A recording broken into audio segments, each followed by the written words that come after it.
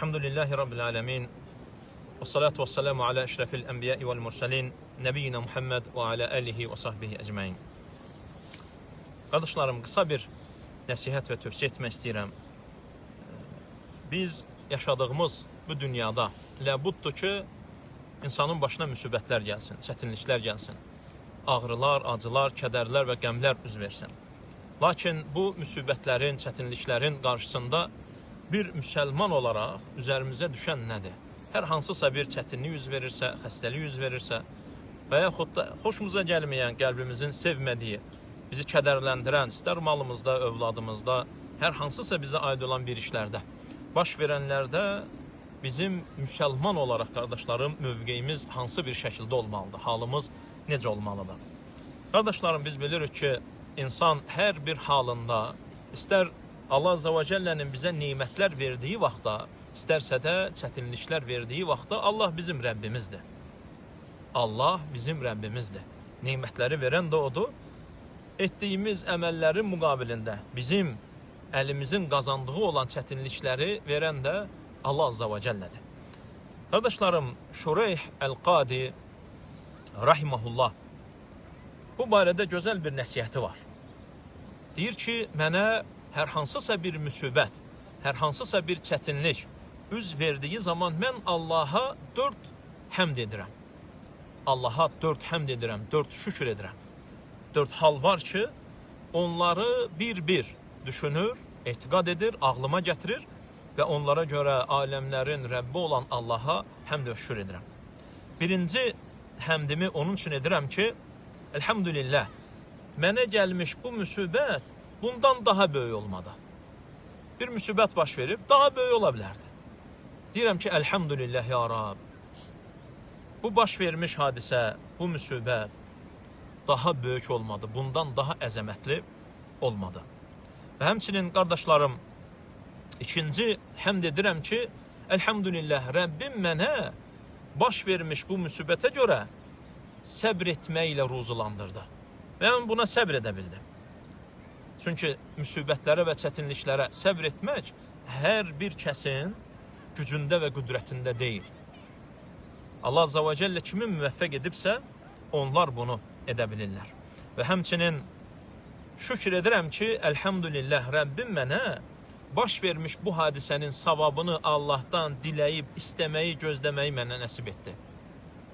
Və həmçinin dördüncü və ən önəmlisi, qardaşlarım, həmd edirəm ki, Allah Azza və Cəllə bu müsibəti mənim dinimdə etmədi. Mənim dinimi almadı məndən. Allah mənə bu müsibəti dinimdə vermədi. Çünki, qardaşlarım, baş vermiş ən böyük müsibət insanın dinində ona verilmiş müsibətdir. İnsandan Rəbbinin alınmasıdır. İnsandan onun Rasulunun alınmasıdır. Sünnənin alınmasıdır. Qəlbindən tovhidin çıxardılmasıdır. Şirk üzərində olması, yaşaması və ölməsidir. Bidət üzərində çirkaba batmasıdır. Çirkab üzərində getməsidir. Onun üçün, qardaşlarım, ağıllı insan müvəffəq olandır bu 4 şeyə. Ağıllı insan, əgər bu 4 şeyə müvəffəq olubsa, bu mənaları özündə cəm edibsə, vallahi 5-ci şükrü də etsin. 5-ci şükrü də etsin. Çünki hər bir kəsə bunlar verilməz. Onun üçün, qardaşlarım, insan həmd etməlidir, üsyan etməməlidir. Zaten, qardaşlarım, insan üsyan etməklə baş vermiş nə hadisəni, nə müsibəti, nə kədəri, nə qəmi dəyişə bilmir. Əcirlərini itirir. Rəbbinə qarşı üsyan edir. İstər bir kəsin ölüsü olsun, istər hər hansısa bir şeyin aradan gedib itməsi olsun. Onsuz da bunun sonu indi olmasa da 5 il sonradır. 5 ildən olmasa da 100 il sonradır. 500 il sonradır. Amma yenə də sonu var. Onun üçün, qardaşlarım, bunlar baş verdiyi zaman bunları sənə qədərdə yazana üsyan edilməz. Baş qaldırılmaz. Çünki nemətləri, necə ki qeyd etdik, verən də və sənin əməllərin müqabilində kədərləri verən də Allahdır. Və həmçinin, qardaşlarım, İnsan, ağıllı insan düşünməlidir ki, daha böyüyün verməyib Allah Azza və Cəllə.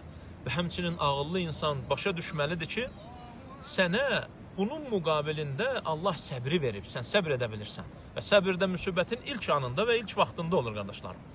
Baş verən vaxtında. İnsanın kədəri soyuduqdan sonra, hər hansısa baş vermiş hadisə yaddan çıxıb getdikdən sonra bu səbir sayılmaz. Bu səbir sayılmaz. Və həmçinin əcrin Allahdan gözlənilməsi. Sən səbirlə Allahdan onun mükafatını sənə, əgər səbr edərsənsə, daha böyük bir şeylə verəcəyini bilməlisən. Və həmçinin ən önəmlisi də qeyd etdiyimiz kimi, qardaşlarım, sənin dinində sənə müsibət vermədiyi üçün həmd etməlisən. Buna görə sevinməlisən, vallahi, şükr etməlisən. Malında və canında və yaxud da hər hansısa bir dünyanda olduğu üçün. Allah Azza və Cəllədən istəyirəm ki, qardaşlarım, bizə neymətlərini versin. Pislikləri, şərləri, müsibətləri bizdən uzaq etsin. Və digər bütün müsəlman qardaş və bacılarımızı qorusun. Lakin hər hansısa bir hadisə baş verdiyi zaman isə yalnız özünə sığınanlardan etsin. Ona şükr edənlərdən etsin. Onun üçün Muhammed sallallahu aleyhi ve sellem deyirdi ki, müminin, müsəlmanın halı çox qəribədir. Çünki onun bütün halı xeyirdir. Əgər ona bir neymət baş verərsə, ona şükr edər və bununla savab qazanar. Əgər bir müsibət baş verərsə, ona səbr edər və bununla da savab qazanar. Və bu da müminin halıdır. Acəbən li əmril mümin. Rəbbim bizi möminlərdən etsin, nemətlərinə şükr edən, digər nəfsimizin və bizim etdiyimiz əməllərin müqabilində baş verənlərə isə səbr edənlərdən etsin. Allah Azze ve Celle bize eşitib fayda alanlardan etsin. O sallallahu aleyhi ve Muhammed ve aleyhi ve sahbihi ve sellem.